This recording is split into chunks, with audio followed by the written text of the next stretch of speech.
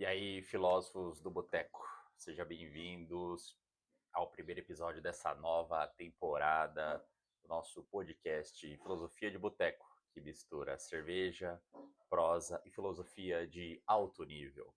E hoje a gente vai conversar sobre um cara que surreal, totalmente revolucionário, totalmente inovador, que transformou a forma como pensamos a linguagem, como pensamos o mundo. Ludwig Wittgenstein é um austríaco genial, muito maluco, que trouxe a pergunta que vai fazer vocês pensarem duas vezes antes de abrirem a boca.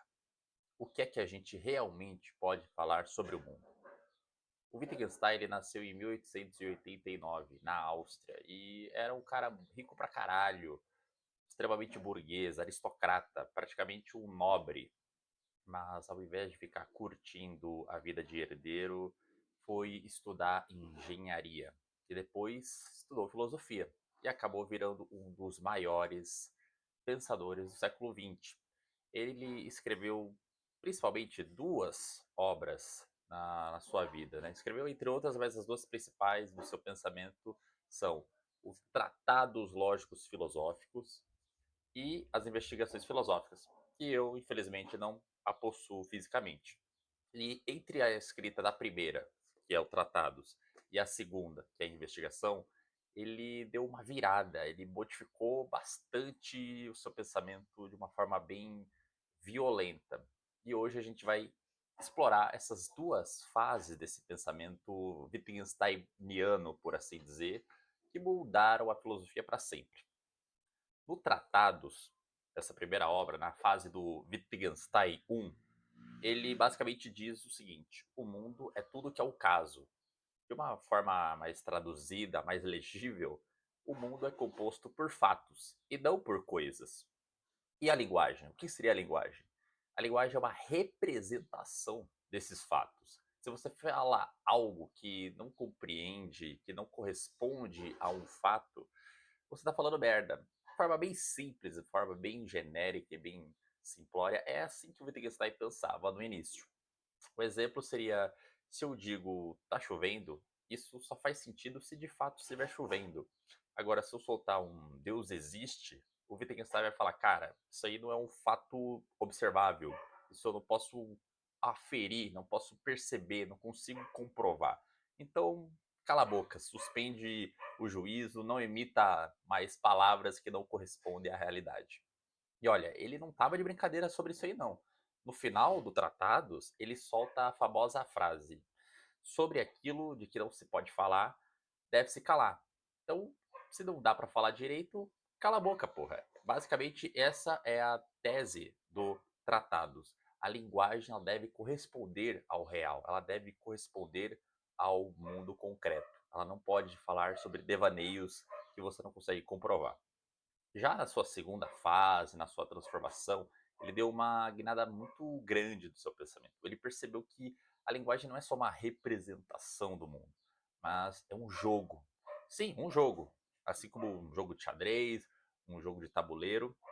Porque ele chamou isso de jogos de linguagem? Porque cada contexto social, cada interação que temos, tem suas próprias regras, né? E a linguagem funciona dentro dessas regras. Pensa que você tá num boteco, no nosso boteco, e você chega e fala: "Me vê uma gelada, por favor. Vê aí uma loura pra mim". Todo mundo vai entender que você quer uma cerveja.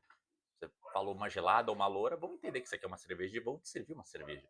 Agora, se você chega nesse boteco e fala: "Me vê uma bebida alcoólica, fermentada, à base de cevada, num recipiente de vidro com temperaturas baixas", todo mundo vai te olhar e vai pensar que você é o Jeffrey Dahmer maníaco. Vão pensar que você tem algum parafuso a menos. E por quê? Porque no boteco, no bar, no botequim, na onde você toma aquela breja, o jogo de linguagem é o informal, é descontraído, as regras não são tão rígidas, é tudo mais frouxo. Já num congresso científico, um laboratório experimental, talvez falar de uma bebida alcoólica fermentada seja a forma mais correta, mas ainda assim entenderiam você com a linguagem chula, porque a linguagem chula ela transmite a informação de forma bem mais prática, embora ela não seja a mais segura. E aí o Wittgenstein sacou que a linguagem ela é uma bagunça organizada, ela é um caos com ordem. Não tem uma regra universal. Cada contexto tem suas regras e a gente vai aprendendo a jogar conforme vai vivendo. A vida é assim. A linguagem ela se transforma e se adapta. E nós também. E o Wittgenstein, né, com isso, com essa questão dessa linguagem, seja na primeira versão, seja na segunda, ele era um crítico da metafísica tradicional. Para ele, muitos problemas que a filosofia construiu era somente confusão linguística, seja na primeira fase que não correspondia à realidade, seja na segunda fase porque eram algo que estava fora das regras, algo que estava incompreensível dentro dos jogos de linguagem. Tipo quando você pode se perguntar o que é a verdade, o que corresponde à verdade. A gente está criando um pseudo-problema, um problema que não existe. A verdade não é uma coisa que a gente define na cabeça de Wittgenstein, mas é algo que a gente usa no dia a dia. Wittgenstein tem uma visão bem utilitária, bem pragmática do sentido epistêmico, isto é, da verdade. A verdade ela não é uma meta a se chegar, como os platônicos e aristotélicos buscavam, mas é algo funcional, ela é uma ferramenta para o nosso uso linguístico e diário. Se eu digo que aquela cerveja, que aquela loura está gelada, isto é verdade se a cerveja estiver gelada. Enfim, não precisa de uma teoria muito complexa metafísica para explicar isso daí. E olha, isso daí irritou muita gente. Os filósofos tradicionais ficaram bastante putos da vida, porque o Wittgenstein basicamente disse: cara, para de encher o saco com essas perguntas que não levam a lugar nenhum.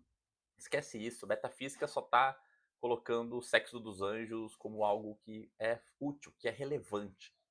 Então, galera, o que o Wittgenstein nos mostrou é que a linguagem tem limites. Assim como Kant disse que o conhecimento tem limites, para Wittgenstein o problema não é no conhecimento, é na linguagem. Nem tudo pode ser dito e muitas vezes a gente fala muita merda sem perceber, sem pensar, sem estar refletindo. Mas ele também mostrou que a linguagem é viva, é um jogo em que a gente aprende a jogar no dia a dia. Por isso, os jogos de linguagem. E será que a linguagem nos limita ou ela nos liberta? Será que a gente deveria falar menos e pensar mais? Ou pode falar e foda-se? Qual que é a sua opinião sobre o Wittgenstein? Você concorda com o primeiro? Concorda com o segundo? Discorda dos dois? Reflita sobre isso, porque no próximo episódio, vamos trazer um outro pensador tão polêmico quanto o Wittgenstein, que se chama Hans Hermann Hoppe. É um filósofo contemporâneo, ainda está vivo conosco, que questiona a existência do Estado, se o Estado não é só um bandido bastante organizado, com uma pseudo-legitimação. Até lá, tomem uma gelada e pensem: o que podemos dizer sobre o mundo? Espero que vocês tenham gostado desse episódio e até a próxima, pessoal.